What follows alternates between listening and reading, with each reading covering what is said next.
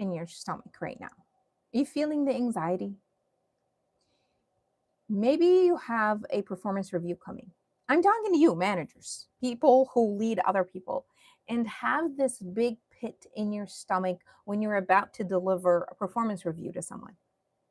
I would hate to be the deliverer bearer of bad news, but I have to say this to you. If you have this anxiety because you're about to talk to someone about their performance, this is a big miss. This is a big, big, big miss because there has been probably multiple opportunities at this and you've already missed them. You've already missed them. That's why you're here, because you've already missed them. I am sure at some point in time we've all been there. I have been there myself. This is why I'm telling you this from experience, so you don't have to. I hope you're not here yet. But if you are here, listen to this. The anxiety that you have if you are about to deliver a performance review to your employees, to your team members, to your staff, okay? That you are not managing performance, okay? What you're doing is you are performing an autopsy. Yeah, I know it's too big, but you are. Think about it. Let's say you've got your performance reviews scheduled in, I don't know, September, December. Let's say December. Okay.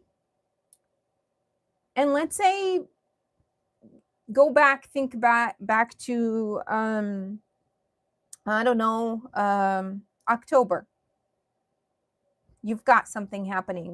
One of your employees does something and you didn't address it. You took notes, you wrote them down, and they're gonna show up in the performance reviews. Something happens again, and you put that into the documentation. You're documenting things down, and you're gonna address it in the performance review. What happens, and by the time you get to the performance review time, and you start talking about what happened a couple months ago, several months ago, one, it loses its essence and its luster, and you can't really address it appropriately anymore because it's past news, it's history. This is why I'm calling it performing an autopsy, because the deed is done.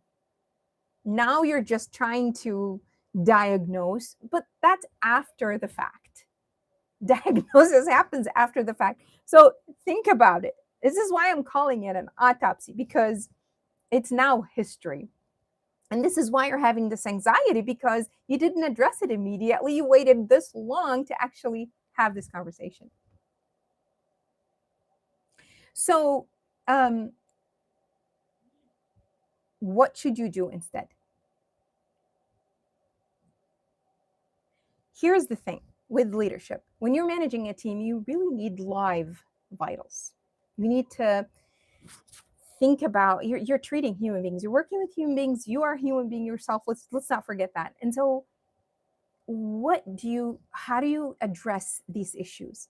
Something happens with your team. You've got to think, okay, what happened, what's the problem here, and how can I address it? What can I do to actually immediately fix the problem? Here's the problem with managers. A lot of them, I know it's busy. I know you're running everywhere. Hi, Josh. Berza Messler. What am I blabbing about? Stick around and I'll tell you. I'm talking to managers who have a pit in their stomach, who have anxiety delivering performance reviews. Okay, if that's you, stick around with me. If it doesn't apply to you, stick around anyway. Maybe you'll learn, a thing or two. Maybe I'll learn from you. But here's the thing. The reason why we get this pit in the stomach and this anxiety is because, one, we don't treat the issue immediately and right away. We wait until later, way later in time. Things pass. Sometimes it's complacency. Sometimes it's, I don't know how to deal with this right now. Maybe I should wait until later. Maybe something happens in the middle. I don't know. But the problem only persists this way. The problem only compounds. It becomes bigger. And here's what I want you to ask yourself. Are you Are you a manager of paperwork or are you a manager of people? Because if you're a manager of people and you really are trying to lead and make sure that you are leading your team to success, then you should approach each problem as it happens immediately. Do not wait. And it doesn't have to be sit down, conversation. It should be on the spot. Here's the one big golden rule that you should follow though. If you're about to deliver some advice or help somebody, it shouldn't be in public. It should be in a private conversation. Very quick 2-minute conversation, address it. Okay. And we'll break that down of how you could deliver it. What should happen in public is praise.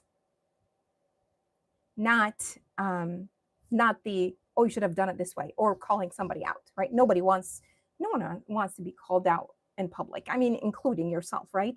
So think about it.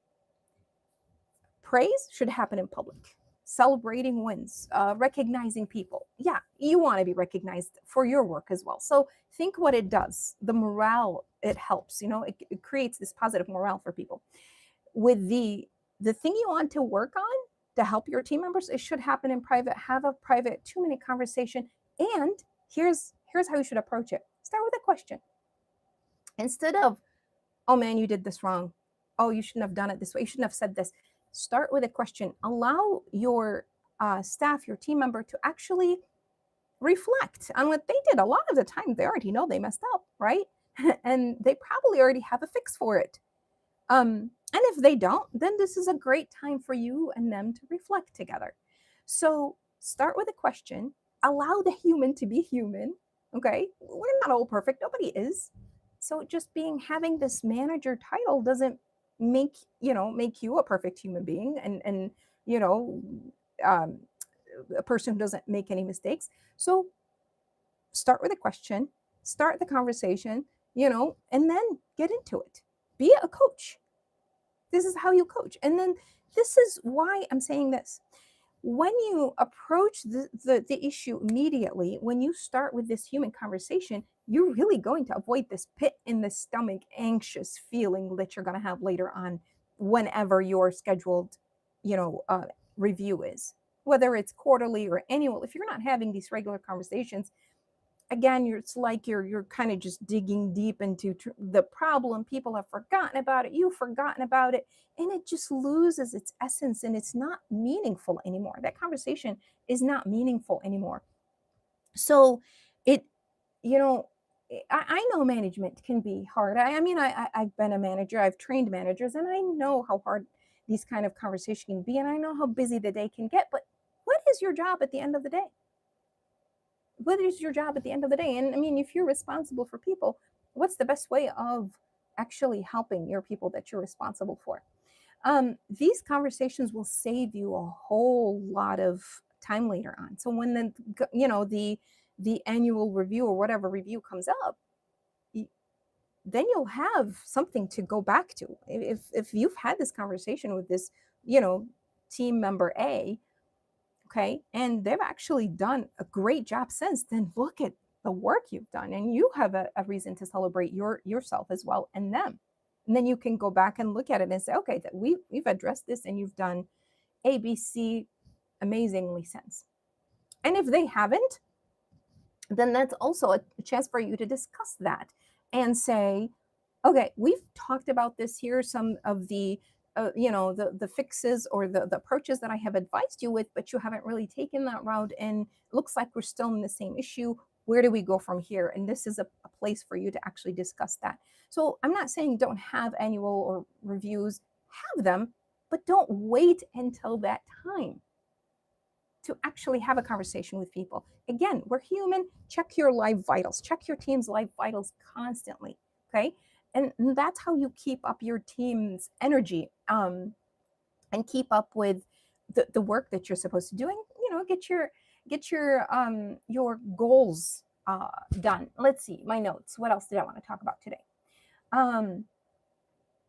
Your the one conversation I want to go back to is that you are a manager of people. You're not a manager of paperwork.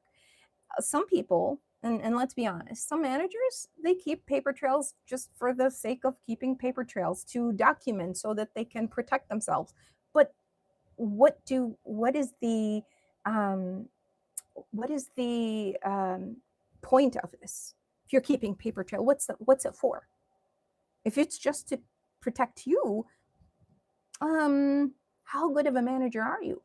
If that's all our job is to just protect ourselves. Yes, you need to be protected. Yes, you need to document, but that should not be the focal point of management, right? There's this big conversation about manager versus leader. I think managers are leaders. You're leading people. You have influence over your people. So yeah, your title is called manager, but you are a leader as well, right? So you have to take that into consideration and think about, okay, how do I balance this struggle of leading my people and making sure the job gets done, the goals are met, right?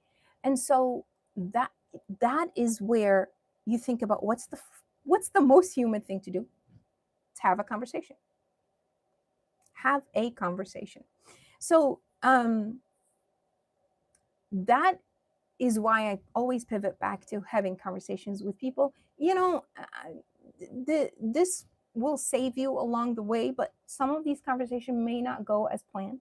Even if it's a 2-minute conversation with a person, some people will still push back on the idea of having this conversation to begin with. And you may have that. But the idea here is that you don't keep all this bottled up all the way to annual reviews or quarterly reviews, right? You address it. You address it, you move on. You address it, you move on. Because if this becomes, if all of these, let's say, you've got one employee who does something wrong and it doesn't get addressed, and they do something else that's wrong, it doesn't get addressed, they compound. Would you rather an employee do things wrong along the way and then you address them at some point in the future? Or would you rather that they do something wrong and they get addressed so they actually do the right thing? Because that's the whole point. So that's how I want you to think of that direction. Anyway, that's all the time we have today. I wanted to emphasize the fact that as a human being, treat others as a human being and start having that conversation. I urge everyone here who is a manager, whether you're watching this live or you're going to be watching it later on as a replay, if you manage people, are you a manager of paper? Are you a manager of just documentation? Or are you a manager of people? Are you a people leader? What's the purpose of your role here? Okay. And that's really what I want you to reflect on and think. When you are doing performance reviews, do not wait until whenever you have them scheduled. Have regular conversations with your team. Approach them as they come. Fix them as they come. Be the coach for your team members. Be the coach for your team members and follow the golden rule, which is give praise in public and advice and redirect in private. Give praise in public, redirect advice and coach in private. So your team at the end of the day becomes a winner team and not, oh God, here comes the manager. He's going to call somebody out and we're all not going to like it. That's not what you want your people leaving. Yeah, of course, there's people they're going to, complain no matter what. You're going to have those on your team, but that's not the point. The point is for you to take the direction of the people manager, the people leader, and not the paperwork leader. Go with your gut and treat people as you would want to be treated, basically, right? All right, that's all the time I have today, and I will see you on the next one.